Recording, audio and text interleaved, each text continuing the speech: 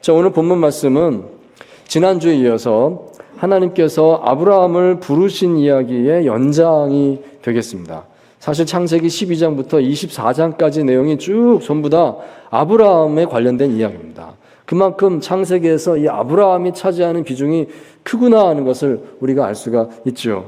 자, 그런데 지난주에도 이미 여러분께서 느끼셨듯이 우리는 아브라함을 볼 때에 처음부터 대단한 믿음의 용사로 전제하고 볼 필요는 없다 하겠습니다.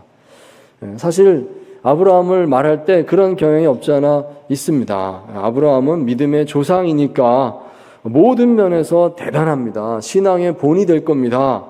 그렇게 해서 이제 성경을 해석하려고 하는 겁니다. 하지만 그것은 어디까지나 이제 후대에 돌아볼 때 종합적으로 아브라함을 평가할 때 믿음의 조상입니다. 이제 이런 관점에서 보게 되는 것이지 하나하나 처음부터 이렇게 보면서 이 스토리를 쫓아갈 때는 처음에는 안 그렇다는 것입니다. 처음에는 아브라함도 우리와 똑같은 사람이었습니다. 하나님의 처음 부르심을 받았을 때 아브라함은 많이 망설이기도 하였고 많이 주저하기도 하였고 걱정도 많은 사람이고 실수도 많은 사람이었습니다. 우리가 그 점을 함께 생각해 보면 좋겠습니다. 너의 본토, 친척, 아버지 집을 떠나라. 하나님께서 이렇게 말씀하시니까 아브라함이 당장에 그것을 순종하지 못했어요. 조금 시간이 걸렸는데 망설이고 있었던 것입니다. 하지만 하나님께서 도와주셨습니다. 우리가 지난주에 이제 살펴본 부분이 그 부분입니다. 아브라함의 아버지 데라가 먼저 우르를 떠나면서 아브라함도 함께 떠날 수 있도록 도와주신 것이죠. 그러면서 아브라함이 순종을 배우게 되고 더 순종할 줄 알게 되고 이제 이렇게 되지 않았는가 볼 수가 있겠습니다. 자, 오늘 본문 말씀은 아브라함이 시험을 겪은 사건을 살펴보고자 합니다. 비교적 아브라함이 하나님 믿은 지 얼마 안 된 시점입니다. 하나님께서 이제 막 부르셨고 이제 부르심의 땅에 와 있습니다. 그런데 그는 큰 시험을 겪었습니다. 자, 오늘 본문 창세기 12장 10절 말씀 보시면 이렇게 기록을 합니다. 함께 읽겠습니다. 시작. 그 땅에 기근이 들었으므로 아브라함이 애굽에 거류하려고 그리로 내려갔으니 이는 그 땅에 기근이 심하였음이라. 아멘. 자, 아브라함에게 닥친 시련이 무엇인가? 기근이었구나 알 수가 있죠. 기근이 심했다는 것입니다. 기근이라고 하는 말이 이 한 절에만 2번 나오는데 기근이 있었다, 기근이 심했다 이렇게 2번 말씀을 하고 있습니다. 그러니까 정말 어려운 때였구나 이걸 이제 알려준다 하는 것입니다. 자, 그래서 아브라함은 그때의 그간 행동은 애굽으로 피신을 하는 것이었다는 것입니다. 애굽으로 갔습니다. 자, 여기서 우리는 이런 생각을 해볼 수 있겠습니다. 아브라함이 애굽으로 피신을 하는 것이 과연 맞는 것이었을까요? 그 외에 다른 방법은 없었던 것일까요? 본문에 보시면 아브라함이 한 번도 기도했다는 표현은 없습니다. 하나님께 여쭤보았다는 것이 없습니다. 그냥 애굽으로 갔거든요. 그는 과연 잘하고 있는 것일까요? 자, 우리가 이 본문을 보면서 오늘 우리에게 닥친 기근, 어려운 상황들, 우리는 그것을 기근이라 부를 수 있을 것입니다. 그때 어떻게 할 것인가 분별하고 또 바른 선택을 잘할 수 있을 것인지 함께 묵상을 나눠보고자 합니다. 자, 첫째로 우리는 세상의 관점에서가 아니라 하나님의 관점에서 유익한 방법을 찾아야 하겠습니다. 세상의 방법이 아니라 하나님의 관점에서 찾아야 되겠습니다. 자, 다시 10절 말씀 보시면 아브라함이 기근이 들었을 때에 그의 선택은 애굽으로 가는 것이었습니다. 근데 여기 표현을 잘 보시면요, 이렇게 되어 있습니다. 그는 애굽에 거류하려고 그리로 내려갔다 되어 있습니다. 거류하려고 했다. 이 표현이 있죠. 거류한다.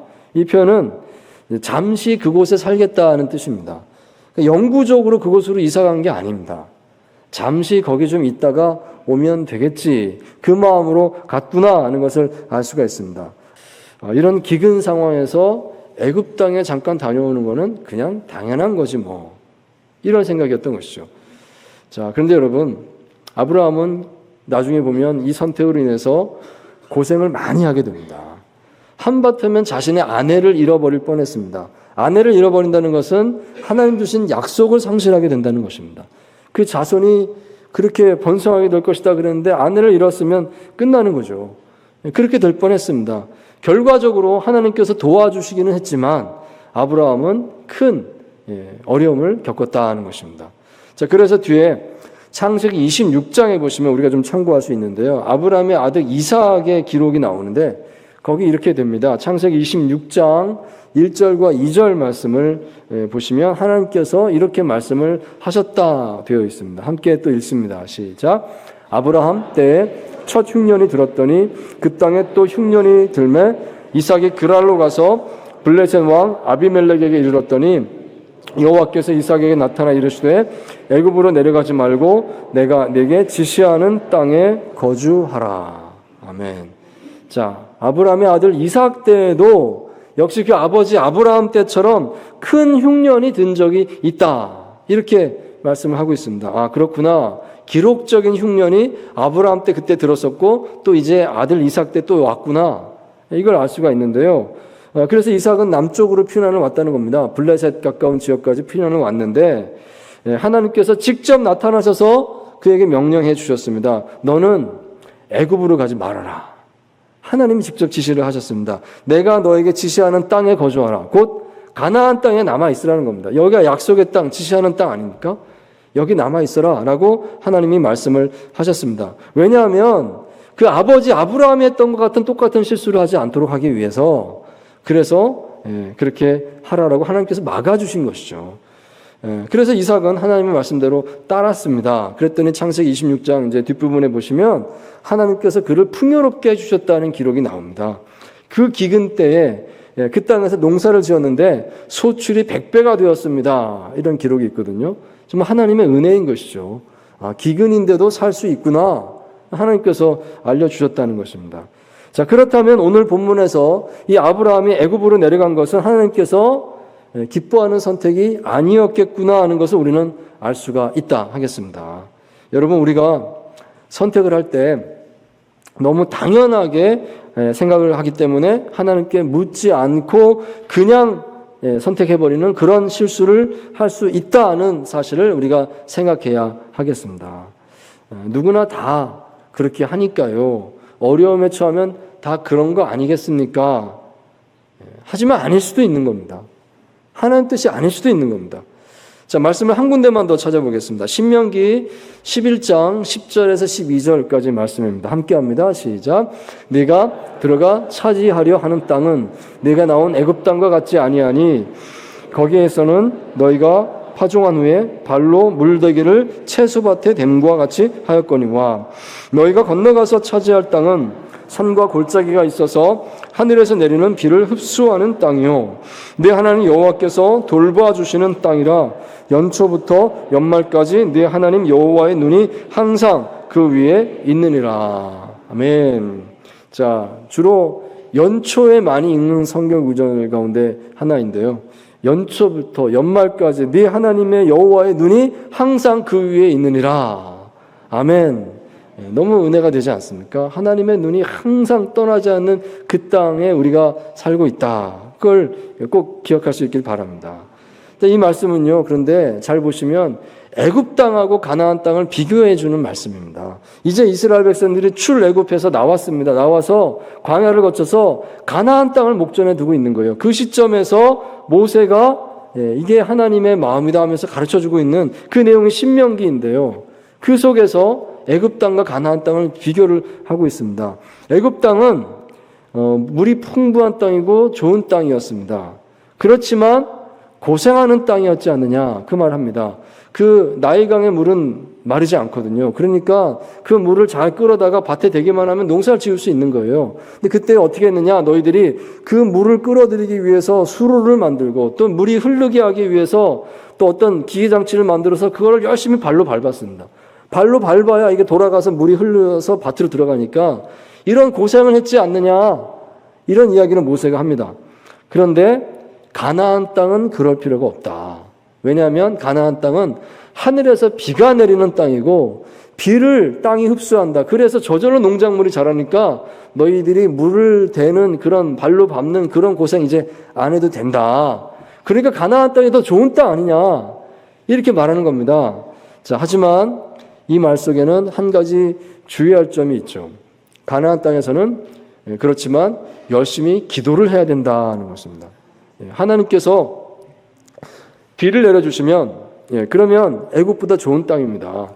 그런데 만약에 비를 내려주지 아니하시면 그러면 더 나쁜 땅입니다. 힘든 거예요. 농사를 지을 수가 없어요. 어떻게 물을 댈 수가 없으니까 죽을 수밖에 없는 거죠. 자, 그렇지만 바로 그렇기 때문에 또 가나안 땅이 좋은 땅이라는 겁니다. 왜냐면요, 끊임없이 하나님 바라보게 만드니까. 억지로라도 내 힘으로는 안 되니까 결국 하나님 부르짖을 수밖에, 하나님 찾을 수밖에 없고 하나님의 은혜로 우리가 삽니다라는 것을 끊임없이 교육받는 땅이 가나안 땅인 것입니다. 그러니까 그 땅이 좋은 땅이다. 사실은 이 말씀 속에는요, 그러한 의도가 들어있는 것입니다. 그 마음을 깨달으라는 것입니다. 사실 근데 오늘 창세기 12장의 이 본문에 아브라함은 아직 그 점을 깨닫지는 못하고 있었던 것 같습니다. 그래서 그는 애굽으로 간 겁니다. 하지만 뒤늦게 알게 되었겠죠. 세상 사람들이 좋다고 하는 게 다 좋은 것은 아니로구나. 물질적으로 부족하고 좀 힘든 환경이라 할지라도 꼭 나쁜 것은 아니로구나. 얼마든지 하나님께서 돌봐주시면 나쁜 땅도 풍요로운 땅으로 바꿔주실 수 있겠구나. 하나님이 그렇게 하시겠구나 하는 것을 아브라함은 비로소 알게 되었을 것입니다. 자, 두 번째로 우리는 사람의 지혜, 사람의 방법은 한계가 있다는 것을 인정해야 하겠습니다. 여러분 꼭 기억하십시오. 사람의 생각에는요, 우리가 생각하지 못했던 변수가 꼭 있습니다. 이렇게 하면 될 거야 했는데 안 될 때도 있습니다. 꼭 잊지 마시기 바랍니다. 창세기 12장 11절에서 13절까지 말씀을 다시 한번 같이 받들어 읽겠습니다. 12장 11절에서 13절입니다. 함께 합니다. 시작. 그가 애굽에 가까이 이르렀을 때에 그의 아내 사레에게 말하되 내가 알기에 그대는 아리따운 여인이라. 애굽 사람이 그대를 볼 때에 이르기를 이는 그의 아내라 하여 나는 죽이고 그대는 살리리니 원하건대 그대는 나의 누이라 하라. 그리하면 내가 그대로 말미암아 안전하고 내 목숨이 그대로 말미암아 보존되리라 하니라. 아멘. 자, 아브라함은요, 나름대로 훌륭한 계획을 세웠습니다. 지금 어쩔 수 없이 기근 때문에 애굽에 들어가서 잠시 살게 되었지만 그는 애굽의 그 문화가 얼마나 무시무시한가를 잘 알고 있었던 것 같습니다. 거기는 마음에 드는 여성이 있으면 그 남편을 죽이고라도 그 여자를 빼앗아 간다더라. 이거 어떻게 하면 될까? 아브라함은 그게 두려웠습니다. 그래서 나름 대책을 세웠던 것입니다. 이렇게 하면 되겠다. 그러면 거기서도 살 수 있을 거야. 아내 사레를 누이라고 소개하자. 우리는 오누이다. 그렇게 얘기하면 괜찮다는 거죠. 아브라함은 자녀가 없지 않습니까? 자녀가 없으니까 우리 오누이입니다. 그래도 말이 되는 거예요. 그리고 실제로 사레는 그의 이복 누이였습니다. 그러니까 누이라고 말해도 틀린 말은 아니지 뭐 그럴 수 있었던 것이죠. 그렇게만 하면 나는 살 수 있다. 우리 다 같이 살 수 있다 생각했던 것 같습니다. 만약에 누군가가 나타나서 당신의 누이가 너무 마음에 듭니다. 내가 결혼했으면 좋겠습니다. 나타나면 거절하면 되니까 아마 이제 그 정도로 가볍게 생각했던 것 같습니다. 자, 그런데요, 그건 사람의 생각이고 생각하지 못했던 변수는 꼭 있는 겁니다. 어떤 일이 벌어졌는가 하면 애굽의 최고 권력자 바로가 사례를 점찍었습니다. 아니, 세상에 이런 일이 일어날 줄은 꿈에도 생각하지 못했던 것이죠. 본문 14절, 15절에 보시면 이 사례의 아름다움이 온 애굽 땅에 소문이 났다는 겁니다. 도대체 사례가 얼마나 예뻤으면 온 나라 안에 갑자기 그렇게 소문이 났을까?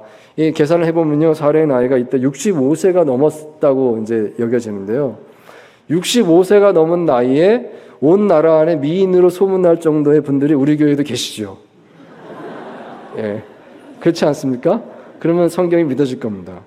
이 본문에서는요, 이렇게 심하게 따지지 않아요. 사례가 그 정도의 미인이었다. 이렇게 이야기를 합니다. 정말 엄청난 미인이었는가 봅니다. 소문이 금방 난 거예요. 그래서 그 어디까지 소문이 나냐면 궁중에서 신하들이 왕 앞에서 자랑을 하게 된 겁니다. 왕이시여, 우리나라에 새로 이민자가 들어왔는데 어마어마한 미인이 들어왔습니다. 더군다나 결혼도 안 했답니다. 이러니 왕이 넘어갔던 것이죠.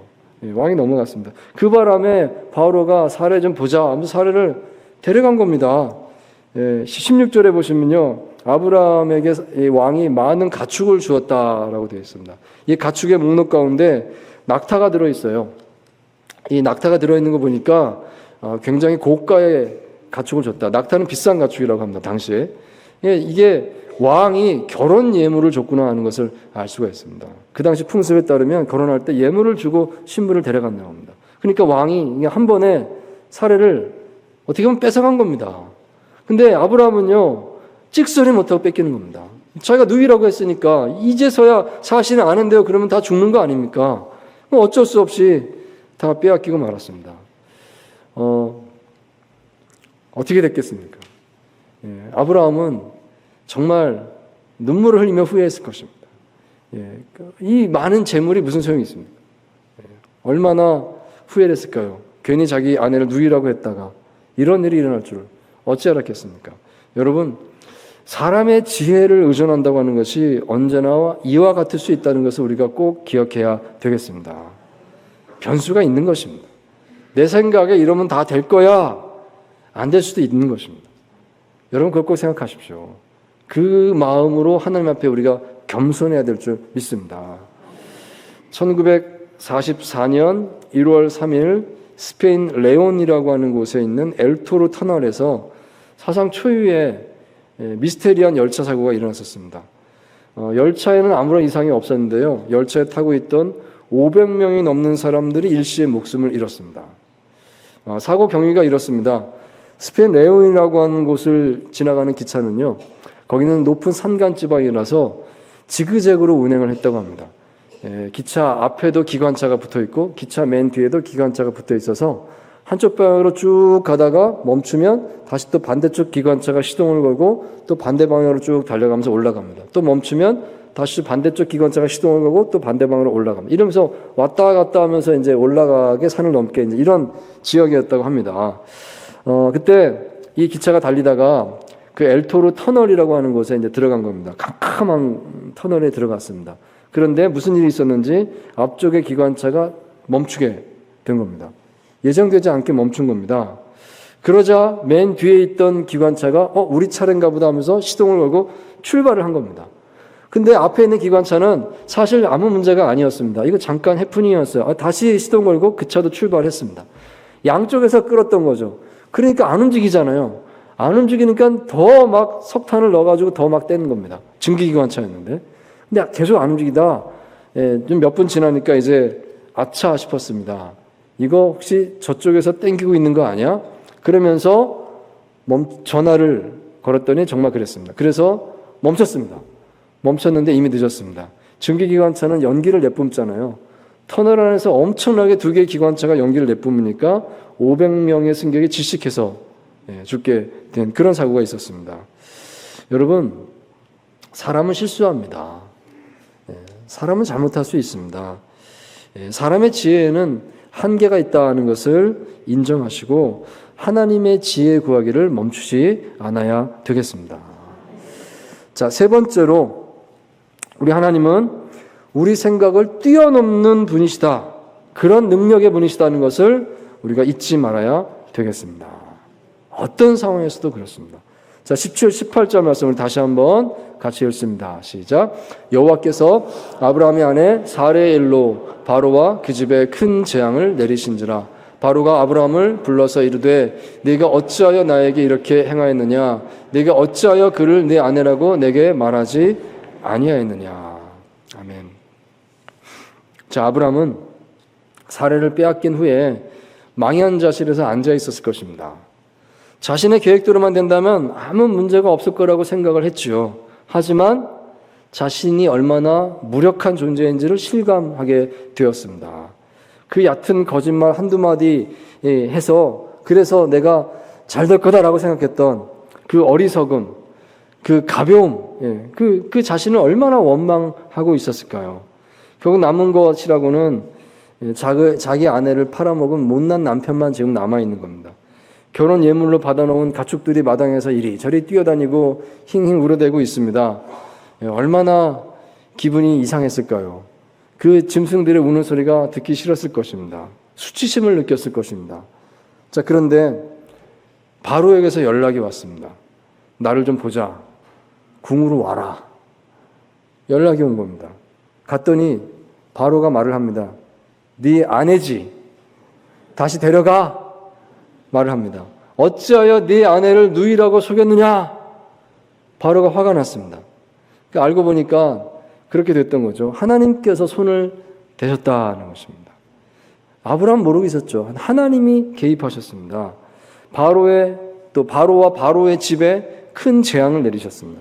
이 재앙이라고 하는 단어의 원어를 살펴보면 이것은 피부병일 가능성이 크다라고 해석을 합니다. 피부병을 내린 것 같습니다. 바로 자신은 물론이고 바로의 온 집안 식구들이 다 병에 걸렸습니다. 자, 이것은요, 하나님께서 이 바로가 사례와 결혼을 할 수 없도록 막아주신 것이다 하겠습니다. 병이 들게 하셔서요, 하나님이 막으셨습니다. 놀랍습니다. 하나님께서 그렇게 역사하셨습니다. 그리고 하나님께서는 아브라함이 상상하지 못한 방법으로 일하신다는 것을 보여주신 것입니다. 그럼으로써 하나님께서는 사례를 구원해 주셨고요, 또 아브라함도 살려주신 것이죠. 그리고 따져보면 바로도 살려주신 것입니다. 아브라함이 거짓말에 속아서 바로도 죄를 지을 뻔했는데 바로도 죄를 짓지 않도록 하나님께서 병 걸리게 하셔서 바로도 살려주신 것인 그런 셈이 됐습니다. 자, 그리고 하나님께서는 바로에게 아마 꿈으로 계시하신 것 같습니다. 그 사례가 사실은 아브라함의 아내다. 네가 사례를 취하면 너는 죽을 줄 알지니라. 하나님께서 이런 식으로 경고를 주셨던 것 같습니다. 창세기 20장에 보시면 그런 경고가 한번 나오거든요. 그러니까 아마 여기도 그런 것 같아요. 그러니까 이 바로가 이제 겁을 먹고 화는 나지만 아브라함에게 큰 소리 못 하는 겁니다. 네 아내지, 다시 데려가. 그러면서 아브라함을 쫓아내기는 하는데 그 아브라함에게 준 예물을 다시 뺏지도 못합니다. 그렇게 이제 쫓겨났다 이렇게 되어 있습니다. 자, 아브라함은 엄청난 수치심이 들었겠죠. 창피를 당했으니까. 하지만 그래도 살지 않았습니까? 그래도 아내가 무사히 돌아오지 않았습니까? 하나님께서 이 모든 것을 해결해 주셨구나. 그 사실 앞에서 감격했을 것입니다. 하나님, 이 못난 놈을 이렇게 살려주시니 감사합니다. 몸둘 바를 모르겠습니다.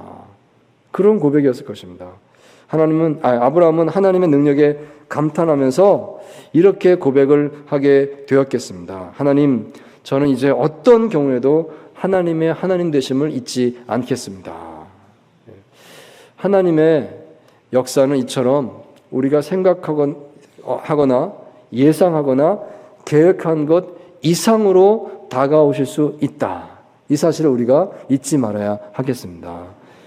이런 사실을 미리 알았더라면 그러면 애초부터 애굽으로 오는 실수도 하지 않았을 텐데 아브라함이 그런 생각하지 않았겠습니까? 이렇게 하나님께서 해결해 주실 줄 알았더라면 그때 거기서도 해결해 줄 수 있었는데 우리가 그 마음을 우리가 먼저 가지면 좋겠습니다. 하나님은 능력의 하나님이시고 우리의 생각 이상으로 반드시 일하실 수 있는 분이신 줄 믿습니다. 하나님께서 하시는 일은요, 정말 사람의 생각을 넘어섭니다. 사람의 생각 그 이상이구나. 하나님께서 이렇게 하시는구나.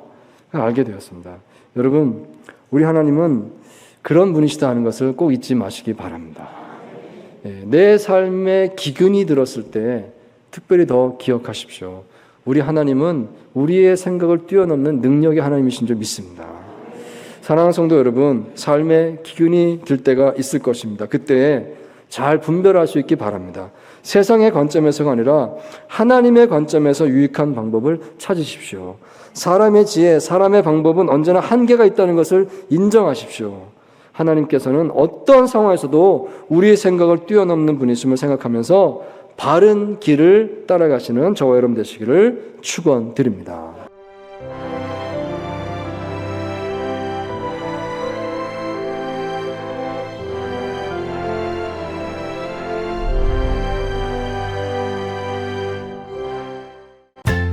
현대미술원은 아이들이 미술을 통해서 창조성, 순수성, 자율성을 배울 수 있는 곳입니다. 미술 수업의 주제가 성경 말씀이기 때문에 아이들에게 꼭 필요한 곳이라고 생각합니다.